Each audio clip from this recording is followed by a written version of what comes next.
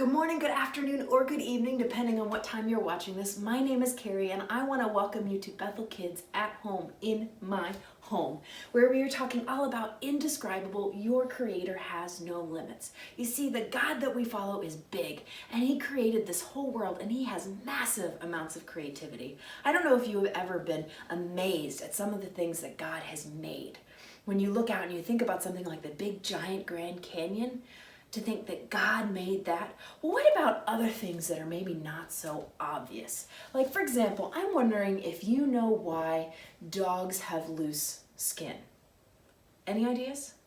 Well, you see, when dogs get wet, what do? They shake, they do a whole bunch of shake. Well, did you know that because of the dog's loose skin, they can actually shake 70% of the water off in 4 seconds? Okay, well, what about this? Do you know why butterflies have feet? Like, did you know that butterflies have feet? It's not because they walk, right? They fly everywhere. Well, you see, butterflies' feet can actually taste things. So when they land on a flower, they have sensors in their feet that allow them to taste whatever they land on. And I think that is so incredibly cool. There are these little things that maybe you and I are not aware of, and yet God made them. God is so creative. And the good news is that not only is God creative, He made you and I creative as well, because we are in His image. And He has plans for that creativity that He wants you to do. So we're going to talk about that a little bit in a second. But first, I hope you guys have a fantastic week, and I'll see you next time. Bye. Hey everybody, it's me, Jacob. And today I'm here to talk to you about creativity. Creativity is imagining what you could do because you were made in God's image. There are so many different artistic ways to be creative. And today, I hope to demonstrate just how creative I am in the culinary arts. Now you might be thinking, oh, hey Jacob, what are the culinary arts? And that's totally okay because I had to look it up too. I had no idea. So allow me to elucidate. I had to look that word up too. Okay. Basically it's this. I'm making chocolate. Yes! Ugh. You see, I started thinking, I know I'm creative because I was created in the image of God, but what if drawing and sculpting and, art stuff isn't my thing? What if chocolate making was my thing, my purpose? And time for the last thing, the cocoa powder.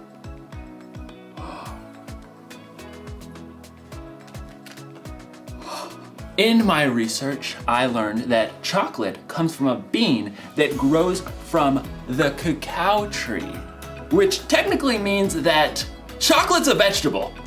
True story. Oh, this looks so good. Bon appetit. That is so good. I think I've really discovered what my purpose is. Chocolatey goodness. It's like in today's story. God had a purpose for a woman named Esther, and you're going to find out if she discovered her purpose before it was too late. Time to check the old recipe book. Oh, let's see. Chill for 4 hours. Chill for 4 hours. No, I'm kidding, obviously. It means to put it in the freezer. Just, duh. I had to look it up. And I spent 2 hours in the freezer before I realized that it meant the chocolate and not me. So, see you soon. The Bible. It's 66 books of history, stories, letters, and poetry that fit together to form God's one big story. The epic adventure of how He created us and loves us so much that He made a way to rescue us. As we travel through the Bible, from Genesis to Revelation, we discover people who met God and found their lives changed forever. Now, for an amazing story. Inspired by the Book of Esther. Esther was the queen of Persia. Wait, what? Queen? Esther didn't become queen in the usual way. See, her father wasn't a king, and she wasn't from a noble family. It's just me and Cousin Mordecai. In fact, Esther was Jewish. Many of God's people had been captured and brought to Babylon when their home, Judah, was conquered. Then Babylon was taken over by Persia. So Esther grew up in a land that wasn't her own. When Esther's parents died, her cousin Mordecai raised her as his very own daughter. Always remember what our scriptures say. Love the Lord your God with all your heart and with all your soul. Love him with all your strength. One day, a new king named Xerxes came to power in Persia. He was so impulsive that he actually fired his queen, Vashti, simply for refusing to show up at a wild party. She will never see me again. When Xerxes had finally calmed down, he had realized he now had no queen. I have no queen. He would have to find a new one. I must find a new one. So the king decided to hold a contest. He ordered his officials to gather the most beautiful young women in the land and put them through an entire year of beauty treatments. Esther was one of those girls chosen. Cousin Mordecai, what do I do? Don't tell anyone you're from a Jewish family. I have chosen my new queen. Drum roll. My new queen is Esther. Me? Assume the queenly royal crown. I might have to resize it. Just as Xerxes had so impulsively switched queens, he also promoted a royal official named Haman higher than all of the other nobles in the kingdom. Bow to me, you fools! Haman was delighted when all of the officials outside the palace bowed low before him. When he discovered that Mordecai refused to bow, he was enraged.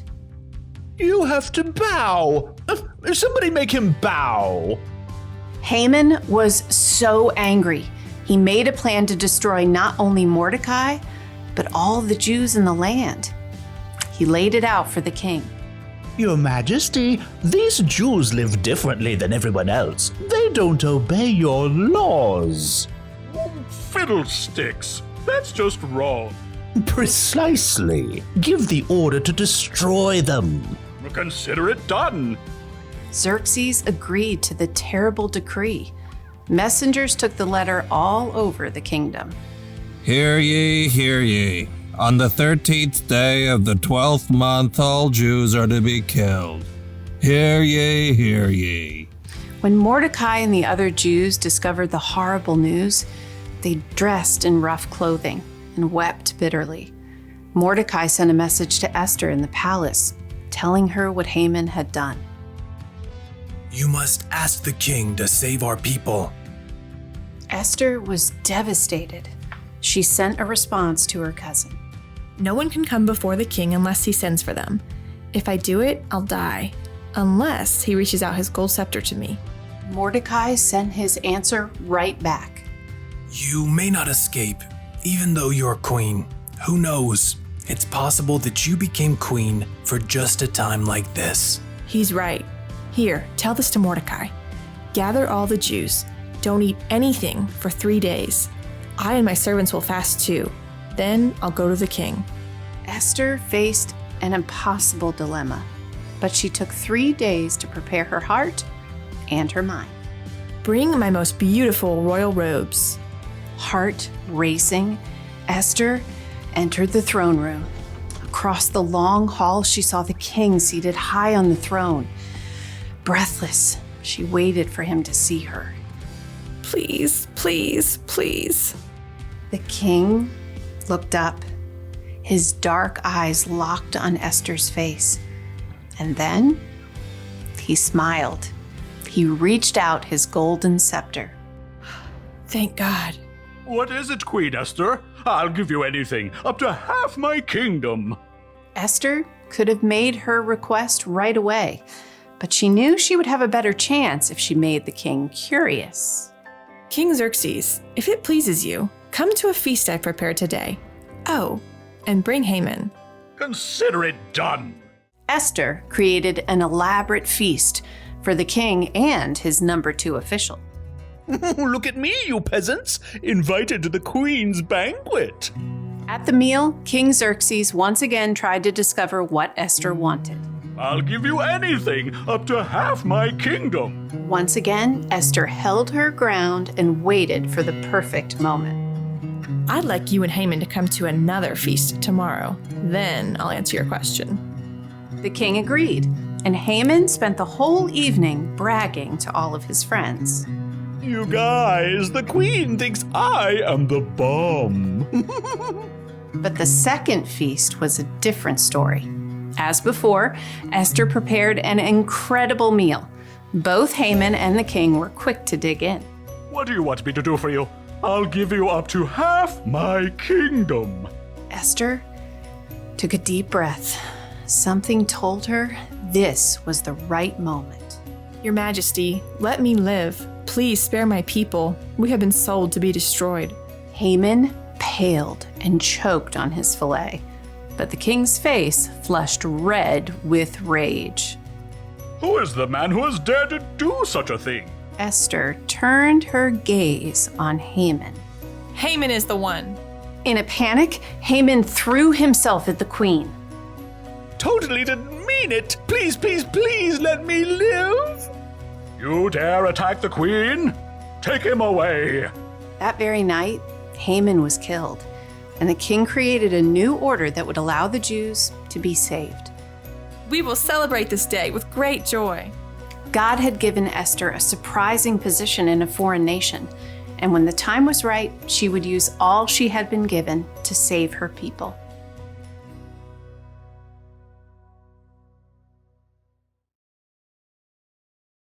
God always has a purpose. He had a purpose for Queen Esther when he put her in the right place at the right time to save her people. He had a purpose when he sent Jesus to pay for the sins of the world. And here's something you may not know. God made you for a purpose. It's true. Now, you may not have to save a bunch of people from total destruction. I don't know, or maybe you will. Who knows what God has planned for you? But I do know God has a plan and a purpose for your life, whether it be big or small. So think about it. What's your purpose? Is there something you like to do more than anything else? Like baking, or organizing, or juggling. Maybe what you like to do has something to do with your purpose. Or what about this? Is there something that you care about more than anything else? Like animals, or taking care of people, or keeping the planet clean? Maybe those things have something to do with your purpose. Whatever it is, here's the one thing to remember. God created you for a purpose. Actually, I think it would be safe to say purposes. Maybe it's something giant, like Esther, or maybe something simple, like chocolates. Didn't get it. So close, gonna keep trying. Yes! Purpose!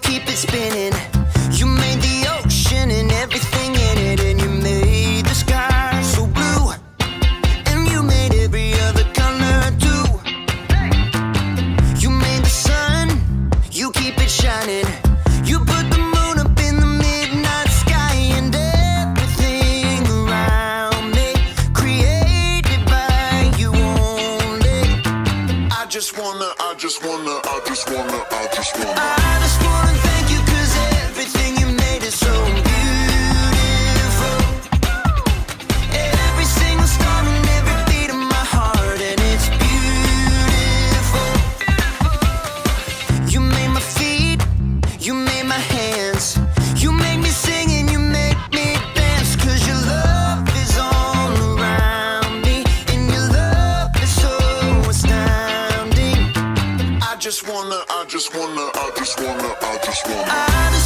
thank you 'cause everything you made is so beautiful. Every single star and every beat of my heart, and it's beautiful.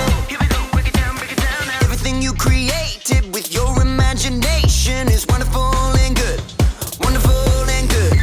You're my inspiration beyond all explanation. You're wonderful and good. You're wonderful and good. Everything you created with your imagination is wonderful and good. Wonderful and good. You're my inspiration beyond all explanation. You're wonderful and good. You're wonderful and good. I just wanna